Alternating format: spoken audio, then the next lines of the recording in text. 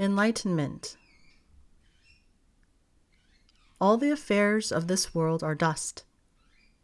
All the affairs of this world man creates with his tumultuous mind. All of his choices are based on his thoughts. A choice is a thought of man's, and depending on it, his life can be lived in whichever manner. Man has countless different things in his mind. The countless different things are what the individual has in his mind. Such a mind never came from anywhere. The mind is born of one's environment and is determined by its environment. Therefore, environment is the life one comes to have due to living. Man lives his life one way or another, but it is all in vain. It is only when his life is not life that it is a joy and happiness. Human life is meaningless for an enlightened person.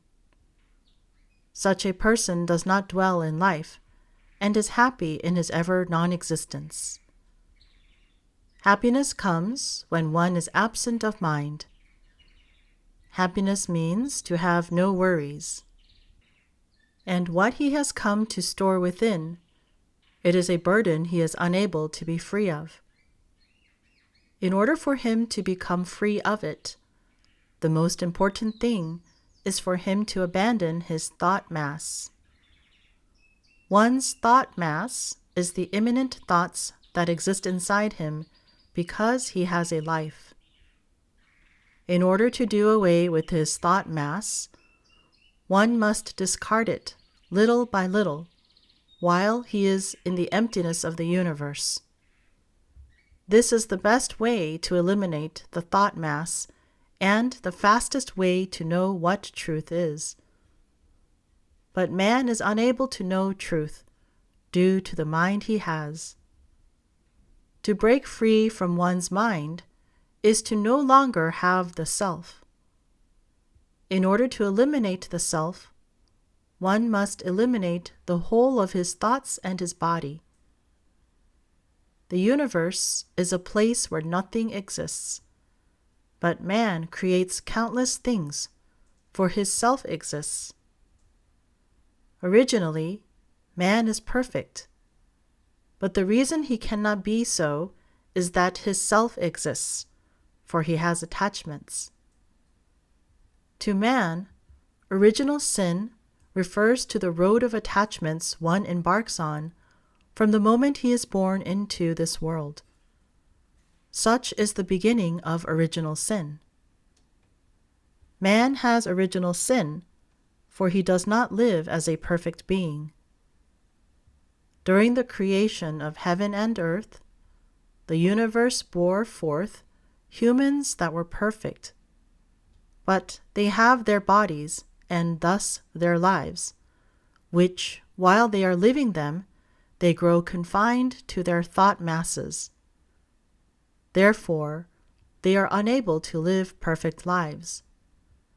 This is because of their lack of wisdom, and because they have attachments. In order to teach man that he is without sin or karma, one must get him to realize the foundation. The foundation simply exists as it is, but man does not know it, which is why he must realize it. The reason people of this world lack wisdom is they are bound to words and to religious scriptures. They cannot see truth, but instead bind themselves to their thought masses. The scriptures are righteous, but in order to know them, one must be enlightened of them. The scriptures merely teach us that truth exists, but are not truth itself. Truth is only truth when man seeks it out. But no one knows the will of the universe, and all live in the world with worries.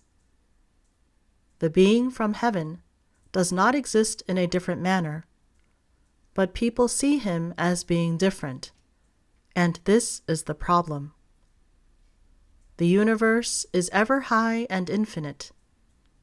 And once one knows that his mind and others' minds are the universe, he will be able to easily understand the realm of God.